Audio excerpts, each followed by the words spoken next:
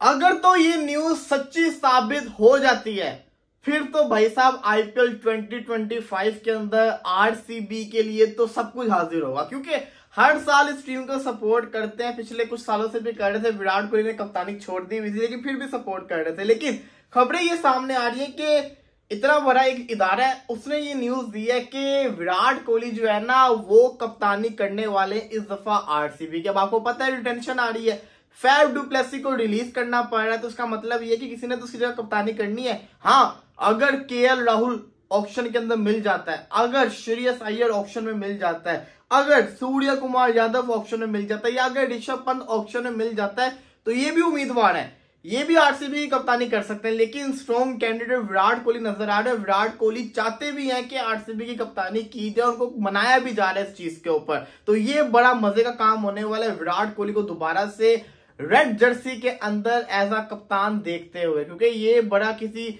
आप समझे किसी चीज से कम नहीं होगा। और विराट कोहली ने ये फैसला अगर खुद से किया है तो उनको कोई नहीं रोक सकता फिर कप्तान बनने से, क्योंकि मैनेजमेंट तो सबसे चाहती है कि विराट कोहली कप्तान बन जाए। विराट कोहली खुद नहीं चाहते थे, तो विराट कोहली अगर राजी हो चुके हो तो इससे बढ़ के क्या हो सकता है। अभी आपको बड़ी खबर देंगे, लेकिन इससे पहले आईपीएल की रिटेंशन के ऊपर बात करते हैं। जहां तक अपडेट मिली है वो ये है कि कोलकाता की मैं बात कर रहा हूँ। कोलकाता जो है ना रिटेन जिन प्लेयर्स को करने जा रही है उसके अंदर हर्षित राणा है, हर्षित राणा रिटेन होगा। इसी के साथ साथ इनका रिंकू सिंह रिटेन होने जा रहा है, इसी के साथ साथ सुनील नारायण को रिटेन किया जा रहा है। और अब आप देखिए कि यहां से ये श्रेयस अय्यर को ड्रॉप कर रहे हैं, और खबरें ये भी मिल रही है कि एंड्रे रसल को भी ड्रॉप किया जा रहा है। ऐसा पहली दफा होगा कि रसल को छोड़ दिया जाएगा।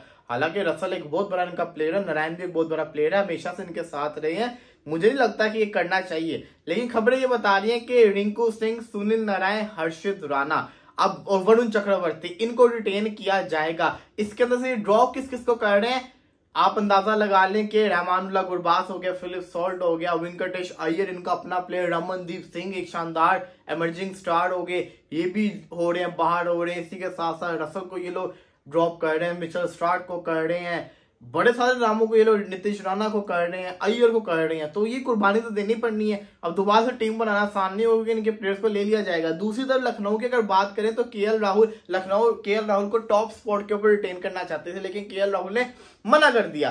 तो केएल राहुल तो जिसको कहते हैं ना अब नहीं खेलना चाहते लखनऊ से पर्सनल रीजन की वजह से, तो इसकी जगह आयुष बदोनी हो गए।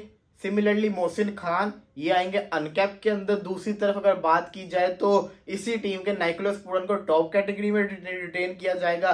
सिमिलरली रवि बिश्नोई और मयंक यादव। अब मयंक यादव एक इंजर्ड प्लेयर को ये इतने करोड़ दे रहे हैं, ये क्या वो पूरा सीजन खेल पाएगा? सवाल ये आता है। 13-14 करोड़ कम से कम वो रिटेन होने जा रहा है।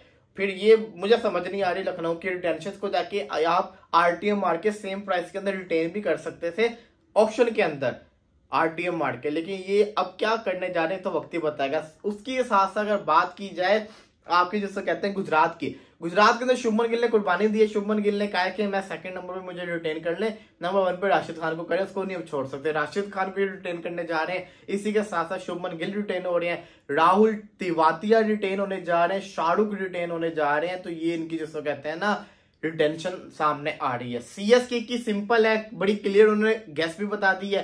ऋतुराज को रिटेन कर रहे हैं, शिवम दुबे को रिटेन कर रहे हैं। इसी के साथ साथ न्यूजीलैंड का रचिन रविंदर, डेविन कॉन में से एक बंदा रिटेन हो रहा है, वो रिटेन हो रहा है। और एम एस धोनी को अनकैप के अंदर ये लोग रिटेन कर रहे हैं। आरसीबी का अभी तक कुछ नहीं पता चला। सिमिलरली मुंबई का अभी तक कुछ पता नहीं चल रहा क्या होनी है कहानी। राजस्थान का भी कुछ पता नहीं चल रहा। कहा जा रहा है कि जॉस बटलर को ये लोग रिलीज कर देंगे। संजू सैमसन, रेयान पराग और अपना जिसको कहता है ना एक और नाम था मुझे याद नहीं आ रहा। तो ये अभी तक की रिटेंशन सामने आ रही है। देखना ये है कि आगे इसके अंदर और क्या से क्या चेंजेस होते नजर आ सकते हैं। इसी के साथ साथ अगर टेस्ट रैंकिंग की बात करें तो टेस्ट रैंकिंग के अंदर पाकिस्तान के साउथ शकील की 20 दर्जा तरक्की के बाद वो आ गए नंबर 7 के ऊपर, और रोहित शर्मा जो कि नंबर 6 के ऊपर थे वो अब नंबर 24 के ऊपर चले गए हैं।